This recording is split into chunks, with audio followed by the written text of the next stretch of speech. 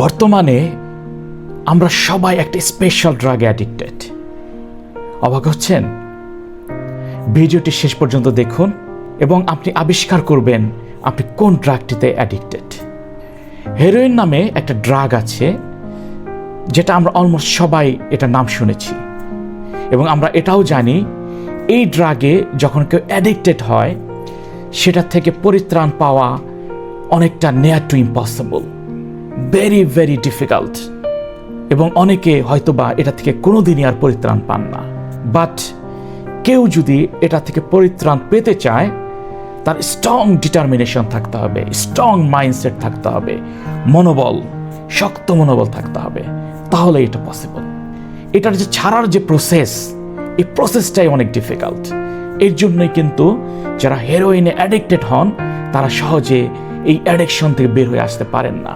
কেউ যদি strong determination নিয়ে চিন্তা করে যে আমি এই ড্রাগ থেকে বের হয়ে আসব, প্রথম রাত অনেক কষ্টের একটা রাত, অনেক স্ট্রাগলের একটা রাত, অনেক যন্ত্রণার একটা রাতের মধ্য দিয়ে যেতে হয়। সে নিজেও জানে না সে আসলে কি করছে। সে হয়তো বা তার মাথার দেওয়ালে ঠুকে ঠুকে ব্লিডিং করে ফেলতে পারে, ঘরের এক কোণের খাট ধরে আরেক কোণে নিয়ে আসতে পারে, তার গায়ে প্রচন্ড শক্তি চলে আসে, সে জানে না আসলে সে কি করছে। বাট তার যদি স্ট্রং ডিটারমিনেশন থাকে সে তার প্রথম রাতটি কোনো ক্রমে কাটিয়ে ফেলে। ভোর রাতের দিকে প্রচন্ড ক্লান্তিতে ঘুমিয়ে পড়ে।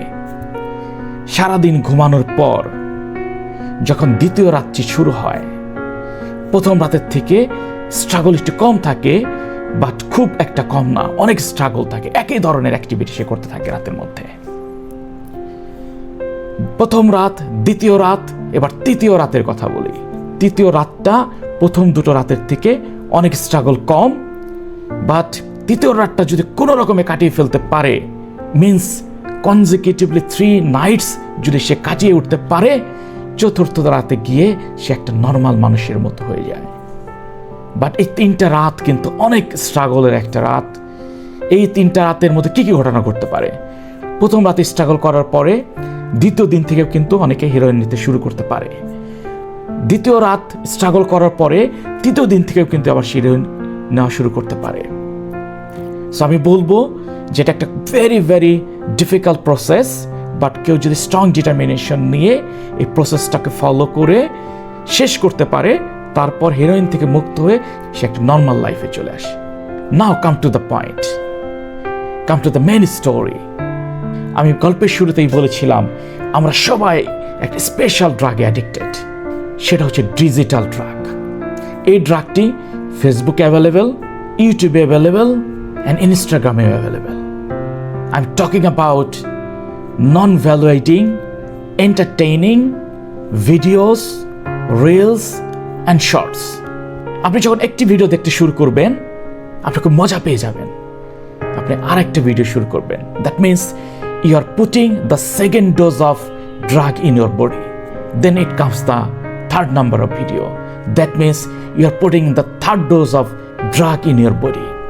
And continuously you are taking drugs in your body, scrolling down the videos, watching, wasting your time. দিনের পর দিন, রাতের পর রাত, ঘন্টার পর ঘন্টা আপনি কিন্তু ওয়েস্ট করে যাচ্ছেন non valuating, entertaining, wasting, time wasting video দেখে। এইভাবে দিনের পর দিন, বছরের পর বছর আপনি যে কত সময় নষ্ট করে ফেলেছেন আপনি টেরও পাননি। যখন আপনি টের পান, আপনি যখন বুঝতে পারেন, আপনি এটা ছাড়ার জন্য কিন্তু চেষ্টা করেন, কিন্তু হোয়াট হ্যাপেন্স টু ইউ? ওই হেরোইনের মতো একদিন দেখবেন না, দ্বিতীয় দিন থেকে আবার দেখতে শুরু করবেন, 2 দিন দেখবেন না, তৃতীয় দিন থেকে আবার দেখতে শুরু করবেন, 7 দিন বন্ধ রাখবেন, 7 দিন পরে আবার শুরু করবেন। এটা এতটাই আসক্ত ক্রিয়েট করে যে এটা থেকে কিন্তু আপনি সহজে বের হতে পারবেন না। এটার থেকে যদি বের হতে চান, ওই হেরোইন ছাড়ার যে প্রসেস, 3 days প্রসেসের কথা আপনাকে আমি একটু আগে বললাম, সেই প্রসেসের মধ্য দিয়ে আপনাকে যেতে হবে, আপনাকে স্ট্রাগল করতে হবে। যখনই কোনো এন্টারটেইনিং, নন ভ্যালুয়েটিং, টাইম ওয়েস্টিং ভিডিও আপনার সামনে উপস্থিত হবে, আপনি স্কিপ করতে হবে, স্কিপ করা শিখতে হবে। এবং যত ধরনের এন্টারটেইনিং, নন ভ্যালুয়েটিং, ওয়েস্টিং টাইম রিলেটেড ভিডিওসে আপনি ফলো দিয়ে রেখেছেন সবগুলো আনফলো করতে হবে। অবসর সময় একটা ব্লেজিং, বিভিন্ন ধর্মগ্রন্থেও এটা সম্বন্ধে বলা আছে যে অবসর সময় হচ্ছে সৃষ্টিকর্তার কাছ থেকে একটা ব্লেজিং, এটা প্রপার ইউটিলাইজ করতে হবে। আপনি যদি ক্যারিয়ারিস্ট হন তাহলে ক্যারিয়ারকে ডেভেলপ করার জন্য যে ধরনের ভিডিও আপনার দেখা দরকার, যে স্কিল ডেভেলপমেন্ট ভিডিওগুলো দেখা দরকার, সেগুলো দেখতে শুরু করতে হবে। আপনি মোটিভেশনাল ভিডিও দেখতে পারেন, আপনি এমন ভিডিও দেখতে পারেন যেগুলি আপনাকে social responsibility, social awareness create করবে। আপনি লার্নিং রিলেটেড ভিডিও আপনি দেখতে পারেন, বিভিন্ন ধরনের লার্নিং ভিডিও কিন্তু এই ধরনের প্ল্যাটফর্মে অ্যাভেলেবেল আছে, সেগুলিকে আপনি সাবস্ক্রাইব করতে পারেন। এইভাবে from bad habit to good হ্যাবিটে আপনাকে শিফট করতে হবে। But the process of the shifting from bad habit to good habit is very very difficult, not that much easy. It is something like heroin. আপনি যত দেখবেন ততই দেখতে থাকবেন, হেরোইন আপনি যত নেবেন ততই নিতে থাকবেন। দিস ইজ আনস্টপেবল, এটা অদম্য, এটা থামিয়ে রাখা খুবই কঠিন। মনে রাখবেন এই পৃথিবীতে আমরা কিন্তু খুব লিমিটেড সময় নিয়ে এসেছি, সময় প্রতিদিন কমে যায়, সময় কখনো বাড়ে না। তাই সময়ের মূল্যায়ন করতে হবে, সময়কে বেস্ট ইউটিলাইজ করতে হবে। আমি অনেক দিন যাবতই ভাবছি এই ধরনের একটি ভিডিও তৈরি করব, যাতে আমি সবার মনে একটা অ্যাওয়ারনেস ক্রিয়েট করতে পারি। সবাই ভালো থাকবেন।